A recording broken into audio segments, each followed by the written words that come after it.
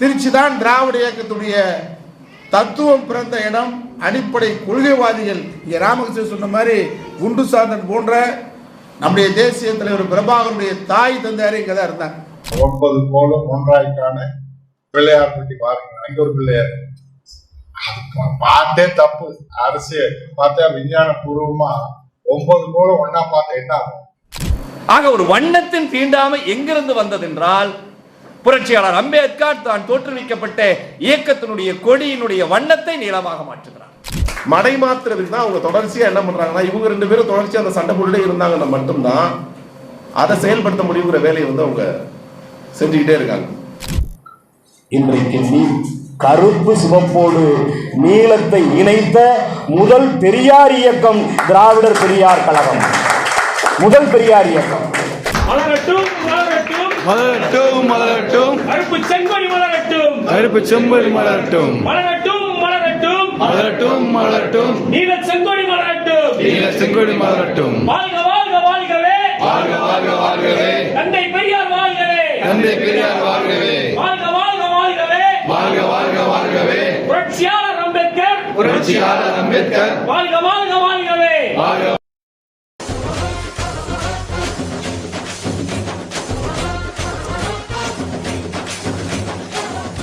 மணியமுதன் அவர்களை பொறுத்தளவில் வீரியமாக செயல்படக்கூடிய பெரியாருடைய கொள்கைகளை, பகுத்தறிவு கொள்கைகளை சமரசமின்றி பரப்ப வேண்டும். விளைவுகளை பற்றி கவலைப்படக்கூடாது.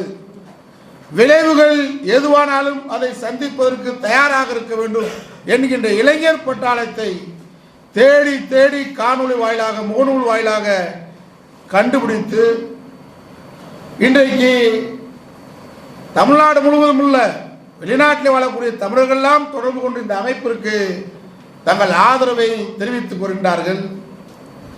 காரணம், அவருக்கு சொன்னார், உடனே மறுப்பு சொன்னார். நம்முடைய திரைப்பட இயக்குனர் சொன்னதுக்கு நாங்கள்லாம் சட்டமன்ற உறுப்பினராக, நாடாளுமன்ற உறுப்பினராக எதிர்பார்த்து இல்லைன்னு. அவங்களாம் ரத்தம், அந்த ரத்தத்திலே ஊறி வந்தவங்க. சட்டமன்றம், நாடாளுமன்றம்லாம் எங்களுக்கு தேவையில்லை. ஆனால் சட்டமன்றம், நாடாளுமன்றத்திற்கு தந்தை பெரியார் இருக்கின்றவரை யார் கையை காட்டுறாங்களோ அவங்க தான் வர முடிஞ்சு. இன்னைக்கும் பெரியார் பேரை சொல்லாம யார் வர முடியல. அதான் பெரியாருடைய உழைப்பு. இன்னைக்கு திருச்சியில இந்த கொடி அறிமுக விழாவை நடத்துறான்னு சொன்னா உண்மையிலேயே மிக பெருமையா இருக்கு. காரணம், திராவிட இயக்கத்துடைய நாற்றாங்கால் திருச்சி. திருச்சி தான் திராவிட இயக்கத்துடைய தத்துவம் பிறந்த இடம். அடிப்படை கொள்கைவாதிகள் இங்கே ராமகிருஷ்ணன் சொன்ன மாதிரி குண்டு சாந்தன் போன்ற நம்முடைய தேசிய தலைவர் பிரபாகருடைய தாய் தந்தையாரே இங்கே தான் இருந்தாங்க. மிகப்பெரிய ஒரு வரலாற்று சிறப்புமிக்க இடம் திருச்சி. திராவிட இயக்கத்துடைய ஒரு மறுமலர்ச்சி திருப்பம் திருச்சிக்கு உண்டு. அந்த அடிப்படையில் தான் மணியமுதனுடைய திராவிடர் கழகத்தில் பல்வேறு அமைப்புகள் இருந்தாலும் இந்த கொடி ஒரு வரலாற்று சிறப்பு மிக்க கொடியாக எதிர்கால வரலாற்றிலே அமையும் என்பதை இந்த நாட்டிலே நான் சொல்லிக்கொள்ள கடமைப்பட்டிருக்கிறேன். நாங்கள் எல்லாம் வந்தா யார் என்ன கட்சின்னு சொல்லவே முடியாது. திகாவா, தந்தை பெரியார் திராவிட கழகமா, திராவிட விடுதலை கழகமா, அல்லது திராவிட பெரியார் கழகமா, அல்லது ஆணைமுத்து அமைப்பா, அல்லது சுபவி அமைப்பா, இன்னும் யாருமே குறிச்சு பார்க்கவே முடியாது. எல்லாரும் கருப்பு. அந்த காரணம், எல்லோருக்கும் ஒரே கொள்கை தான். ஆனாலும் இன்றைக்கு ஒரே கொள்கை பேசுகிற அமைப்புகள் இவ்வளவு வேண்டுமா என்று பல பேருக்கு ஐயம் வரும். பாத்தீங்கன்னா, உதாரணம், பிள்ளையார் சதுர்த்தி வருது, விநாயகர் சதுர்த்தி. லட்சக்கணக்கான பிள்ளையார் வீடுகளையும் விற்கிறாங்க, தெருவில் சங்கிகள் விற்கிறாங்க, தெருவுக்கு தெரு கோயில்கள் இருக்கு. அந்த பிள்ளையார், அத்தனை பிள்ளையாருக்கு எங்கேயாவது ஒரு தலைவர் பிள்ளையார் இருக்காரு. இங்க இருக்கிற மலைக்கோட்டை நான் தான், உச்சியில் இருக்கிற நான் தான் எல்லாருக்கும் மேல. நான் சொல்றபடிதான் எல்லா பிள்ளையாரும் கேட்கணும். பிள்ளையாருக்கும் பல பேர், நிறைய பேர்ல இருக்கு. ஒரு பாட்டு கூட போதான் அடிக்கடி வைப்பாங்க. 9 கோலும் ஒன்றாய்க்கான பிள்ளையார் பற்றி பாருங்க, அங்க ஒரு பிள்ளையார் பாட்டே தப்பு. அரசு பார்த்தா விஞ்ஞான பூர்வமா 9 கோளம் ஒன்னா பார்த்தா என்ன ஆகும்? பூமியே இருக்காது. 9 கோளம் ஒன்னா ஆனா என்ன ஆகும்? அது நெருங்காம இருக்கிற வரைக்கும் தான் சூரியனும் சரி, சந்திரனும் சரி, பூமியும் சரி சுத்திக்கே இருக்கும். ஆனா ஒரு அறிவியல் பொறுத்தாவது பார்த்து 9 கோளம் ஒன்னா பார்த்துட்டு பிள்ளையார் பண்ணுவாங்க. அதனாலதான் இன்னைக்கு பாத்தீங்கன்னா சேட்டலைட் ஒரு ராக்கெட் தான் இந்தியா போய் ஒரு காலத்துல சந்திரன்ல கால் வைக்க போகுது. அங்க போன உடனே முதல்ல போய் அங்க போறாங்க. அது இதுன்னெல்லாம் வளர்ச்சியை பத்தி சொல்றாங்க.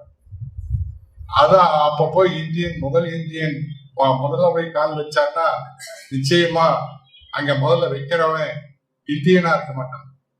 ஏன்னா நம்முடைய இந்தியாவில் இருக்கக்கூடிய கட்டமைப்பு யாரும் இந்தியன் இருக்க மாட்டாங்க.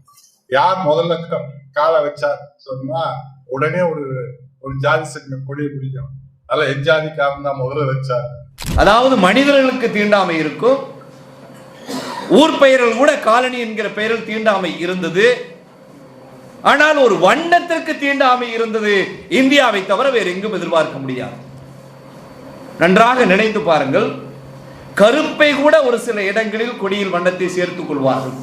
தமிழ்நாட்டில் மட்டும், அகில இந்திய அளவில் இன்றைக்கு வரைக்கும் அப்படி நடக்கல. ஆனால் நீல வண்ணத்திற்கு ஒரு தீண்டாமை குறியீடு தமிழ்நாடு உட்பட எல்லா இடங்களிலும் இருந்தது. கொஞ்சம் கண்ணை மூடிட்டு அசந்து பார்த்தோம்னா எந்தெந்த கட்சியில் நீல வண்ணம் இருக்கிறது அப்படின்னு பார்த்தா இந்திய அளவில் பகிஸ்தான் சமாஜ் கட்சிக்கு நீல வண்ணம் இருக்கும். தமிழ்நாட்டில் விடுதலை சிறுத்தைகள் நீல வண்ணம் இருக்கும். தலித் இயக்கங்கள் நீல வண்ணத்தை ஏற்றுக்கொண்டிருப்பார்கள். வேறு யாராவது நீல வண்ணத்தில் கொடிகளை அமைத்து வைத்திருக்கிறார்களா, மக்கள்கிட்ட எடுத்துட்டு போயிருக்காங்கன்னா இன்றைக்கு வரைக்கும் அப்படி ஒரு சான்று இருப்பதாக தெரியவில்லை.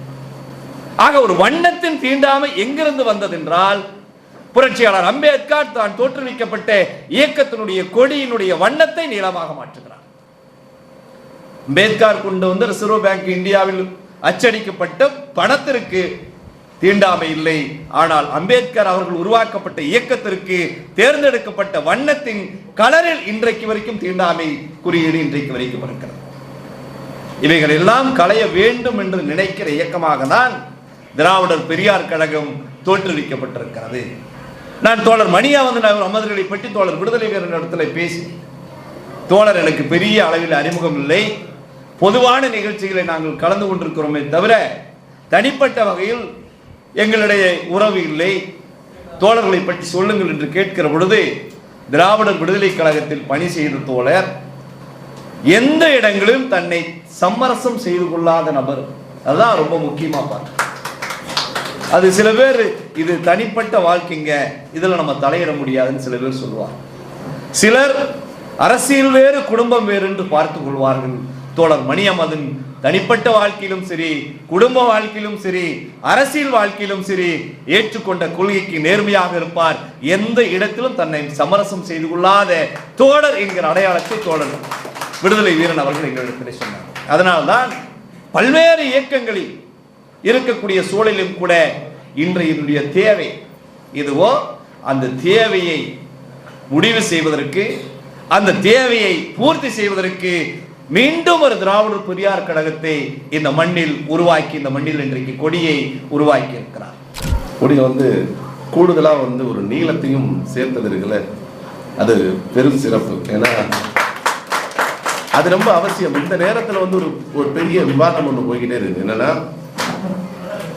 திராவிட இயக்கத்துக்கும் அம்பேத்கர் இயக்கத்துக்கும் ஒரு சின்ன ஒரு நூலிலையில் ஒரு பிரிவை உருவாக்குறதுக்கு நிறைய செயல் திட்டங்களை இந்த காவி அமைப்புகள் உருவாக்கிக்கிட்டே இருக்காங்க. அவங்களுக்குள்ள ஒரு இல்ல உங்களுடைய இடத்தெல்லாம் அவங்க தான் பிடிக்கிட்டாங்க, உங்களோட உரிமைகள்லாம் அவங்க தான் பிடிக்கிட்டாங்கன்னு ஒரு பெரிய கருத்தியலை உருவாக்க முயற்சி பண்றாங்க. அது உண்மை இல்லை. என்னன்னா, தரவு ரீதியா நீங்க பாத்தீங்கன்னா கூட இங்க இருக்கக்கூடிய இடஒதுக்கீட்டுல முழுக்க பாதிக்கப்படுறவங்க பிற்படுத்தப்பட்டவர்கள் தான். அந்த பிற்படுத்தப்பட்டவர்களுடைய இடங்களை அரசியல் ரீதியா, சமூக ரீதியா, பொருளாதார ரீதியா, வேலை வாய்ப்புகள்லையோ இல்ல அரசாங்க பதவிகள்லையோ இருக்கிற இடங்கள்ல எந்த இடத்துலையுமே பட்டியலினத்தவர்கள் பறிச்சிடவே இல்லை. அவங்களுடைய மக்கள் தொகை இந்தியாவில் ஒரு 16%. தமிழ்நாட்டில் 18% மேலேயே இருக்கிறாங்க. அவங்களுக்கே இன்னும் 16% கூட இந்த இடஒதுக்கீட்டில் வேலை வாய்ப்புகளும் அரசு பதவிகளும் அதிகாரங்களும் கொடுக்கப்படலை. இதுல பிற்படுத்தப்பட்டவர்களுக்கு முழுக்க இந்த அரசியல் அதிகார பதவிகளில் போய் உட்கார்ந்துட்டாங்கன்னா அவங்களும் இல்லை. அவங்களும் ஒரு 80% இருக்கக்கூடிய தமிழ்நாடு மாதிரியான ஒரு ஊர்களில் கூட கீழ்மட்ட வேலைகளில் தான் பிற்படுத்தப்பட்டவர்களும் பட்டியலினத்தவர்களும் நிறைஞ்சிருக்காங்களே தவிர அந்த உயர் பதவிகள் எல்லாத்துலேயும் இப்பவும் இருக்கிறது பார்ப்பனர்கள் தான். அந்த இடத்தை உடைக்க வேண்டிய அவசியம் இப்ப ரொம்ப ரொம்ப அவசியம். அதை உடைக்கிறதுக்கு 2 பேரும் கைகோர்த்தா மட்டும்தான் நடக்குங்கிற ஒரே ஒரு பிரச்சனையை தான் மடைமாத்துறதுக்கு தான் அவங்க தொடர்ச்சியா என்ன பண்றாங்கன்னா, இவங்க 2 பேரும் தொடர்ச்சியா அந்த சண்டை போட்டுட்டே இருந்தாங்கன்னா மட்டும்தான் அதை செயல்படுத்த முடியுங்கிற வேலையை அவங்க செஞ்சுக்கிட்டே இருக்காங்க. தந்தை பெரியார் அவர்கள் உயிரோடு இருந்தபோது ஒவ்வொரு பிரச்சனைகளையும் அவர் பார்த்த கோணம் என்பது முற்றிலும் மாறுபட்டது. அந்த கோணத்தில் பார்க்கக்கூடிய இளைய தலைமுறையினர்களும் பெரியாரை ஏற்றுக்கொண்ட தலைவர்களும் இன்றைக்கு தந்தை மணியமுதன் அவர்கள் இருக்கிறார் என்பதுதான் நான் இந்த விழாவில் சொல்லக்கூடிய மிக முக்கியமான செய்தி.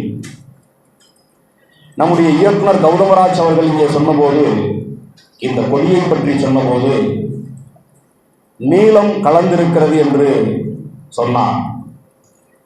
இது பலரது இயக்கம். தமிழ்நாட்டில் ஜனநாயகத்தை பற்றி பேசக்கூடிய, சமூக நீதியை பற்றி பேசக்கூடிய, சமத்துவத்தை பற்றி பேசக்கூடிய அனைவரது இயக்கமும் அதில் அடங்கியிருக்கிறது. இந்த கொடியின் வடிவத்தை நேற்றே அவர் எனக்கு வாட்ஸ்அப்பில் அனுப்பிவிட்டார். நான் வந்தவுடனேயே அது குறித்து தான் பேச வேண்டும் என்று ஆசைப்பட்டேன். ஆனால் எனக்கு முன்பு பேசிய அனைவரும் அதை மேற்கோள் காட்டி உரை நிகழ்த்தினார்கள். விடுதலை சிறுத்தைகள் பெருமை பொங்க சொல்லுவோம், நீலத்தோடு சிவப்பை இணைத்த முதல் இயக்கம், முதல் கட்சி விடுதலை சிறுத்தைகள் என்று பெருமை பொங்க பேசுவோம்.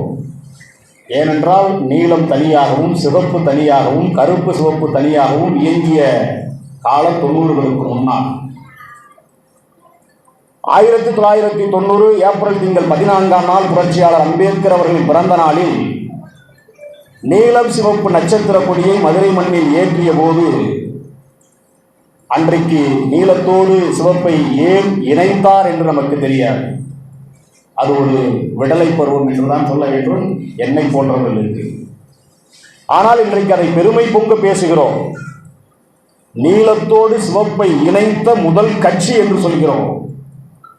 இன்றைக்கு கருப்பு சிவப்போடு நீலத்தை இணைத்த முதல் பெரியார் இயக்கம் திராவிடர் பெரியார் கழகம்.